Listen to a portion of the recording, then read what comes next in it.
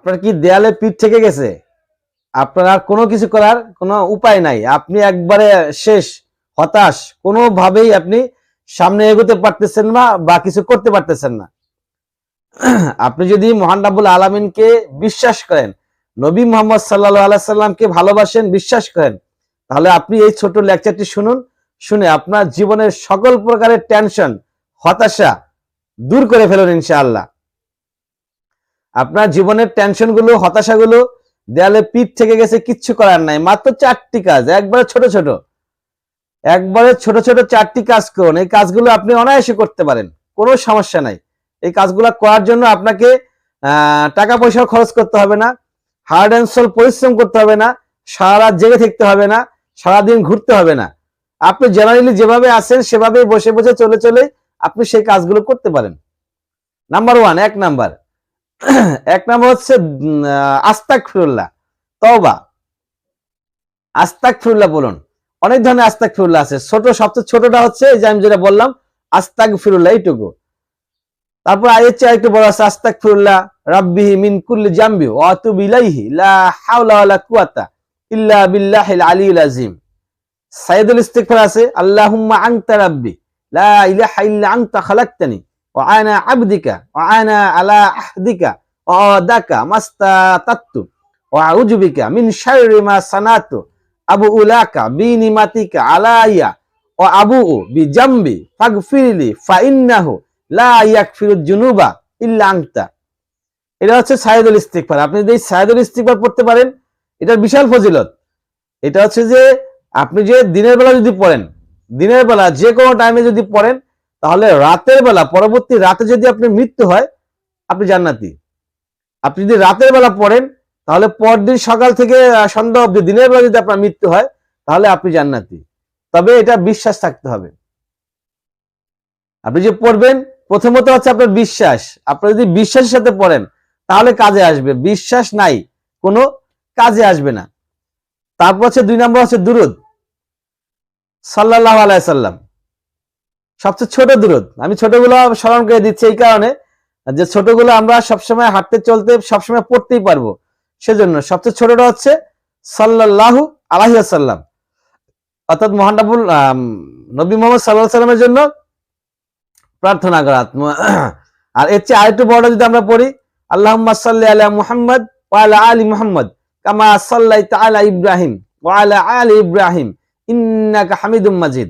আল্লাহুম্মা বারিক আলা মুহাম্মদ ওয়া আলা আলি মুহাম্মদ কামা বারাকতা আলা ইব্রাহিম ওয়া আলা আলি ইব্রাহিম ইন্নাকা হামিদুম মাজিদ। আমরা সবাই পারি এগুলা, কারণ আমরা নামাজ পড়ি, নামাজে আত্তাহিয়াতু পড়ার পরে এই দুরূদটা আমরা সবাই পড়ে থাকি। তার মানে দুরূদ সম্পর্কে আমরা সবাই মোটামুটি ধারণা রাখি, আস্তাগফিরুল্লাহ সম্পর্কে ধারণা রাখি। মুসলমান আমরা সবই জানি, বাট আমরা আমল করি না। আমলের সময় আমরা অনেক কিছুই হচ্ছে অনীহার কারণে বা আলিশামির কারণে হেলায় ফেলা এগুলাকে বন্ধ করে দেই। তারপর হচ্ছে 3 নাম্বার যেটা দোয়া ইউনুস, দোয়া ইউনুস লা ইলাহা ইল্লা আনতা সুবহানাকা ইন্নী কুনতু মিনাজ জালিমিন। আমরা দেখি এই দোয়াটা ঝড় যখন উঠে, যখন ঝড় আসে, ঝড় তুফান আসে, অনেকেই ঘর বাড়িতে বসে দোয়াটা পড়েন লা ইলাহা ইল্লা আনতা সুবহানাকা ইন্নী কুনতু মিনাজ জালিমিন। আপনি যদি এই দোয়া পড়ার কারণে মহান রাব্বুল আলামিন ঝড় থামায় দেয়, তুফান থামায় দেয়। হযরত ইউনুস আলাইহিস সালাম, হযরত ইউনুস আলাইহিস সালামকে মাছের পেটের ভিতর থেকে জীবিত আল্লাহ পাক উদ্ধার করতে পারেন এই দোয়ার কারণে। ইউনুস আলাইহিস সালাম তো এই দোয়া পড়েছিলেন, তাই না? মাছ খেয়ে ফেলেছিল, সেই 40 দিন মাছের পেটে ছিলেন, সেখানে অক্সিজেনহীনতায় মারা যাওয়ার কথা ছিল, কিন্তু আল্লাহ পাক মারেন নাই, জীবিত রাখছেন এই দোয়াটার কারণে।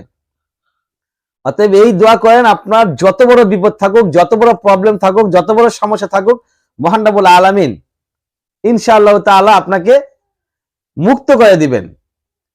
তারপর হচ্ছে ইয়া জাল জালালি ওয়াল ইকরাম, ইয়া জাল জালালি ওয়াল ইকরাম, এই দোয়াটা এটা বারবার পড়তে থাকুন। এটা আসলে এটা হচ্ছে আপনার মাসনুন দোয়া, মাসনুন দোয়াগুলোর মধ্যে অন্যতম হচ্ছে এটা। মানে এটা হচ্ছে আল্লাহ তাআলার নাম, আল্লাহ তাআলার একটি গুণবাচক নাম। এই আল্লাহ তাআলার এই গুণবাচক নামের উসিলায় আপনি আল্লাহর কাছে কিছু চাইবেন, আল্লাহ পাক দিয়ে দিবেন। আল্লাহ কিন্তু দেওয়ার জন্য বসে আছেন, আল্লাহ দেওয়ার জন্য বসে আছেন, কিন্তু আমরা নিচ্ছি না। ইয়া জাল জালাল ওয়াল ইকরাম, হে মহান ক্ষমতার অধিকারী, হে প্রতাপশালী, সম্মানের অধিকারী, বরত্বের অধিকারী। ইয়া জাল জালাল ওয়াল ইকরামের অর্থ হচ্ছে এটা।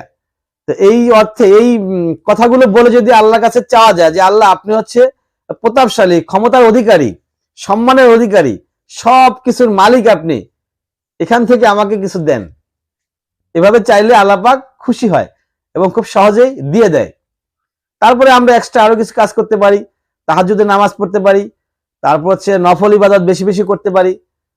এই কাজগুলো আমরা কখন করবো? অবসর। আমরা কিন্তু বেশিরভাগ সময় অবসর থাকি, আর এই অবসর অবস্থায় এই কাজগুলো করব এবং চাইবো মহান রব্বুল আলামিনের কাছে, দিয়ে দেবে ইনশাআল্লাহ। আর যদি কোনো কারণে না দেয়, তাহলে বুঝতে হবে আমার চাওয়ার ভিতরে দুর্বলতা ছিল, কমতি ছিল, আমি সুন্দরভাবে ঠিকমতো সহিভাবে চাইতে পারি নাই, অথবা মহান রব্বুল আলামিন এর চেয়েও ভালো কিছু আমার জন্য রাখছেন। আমি যেটা চাইছি তার চেয়েও ভালো জিনিস মহান রব্বুল আলামিন আমার তকদিরে রেখে দিয়েছেন, সেজন্য সেটা এই মুহূর্তে দেন নাই। ওয়া আখির দাওয়ানা আলহামদুলিল্লাহি রাব্বিল আলামিন।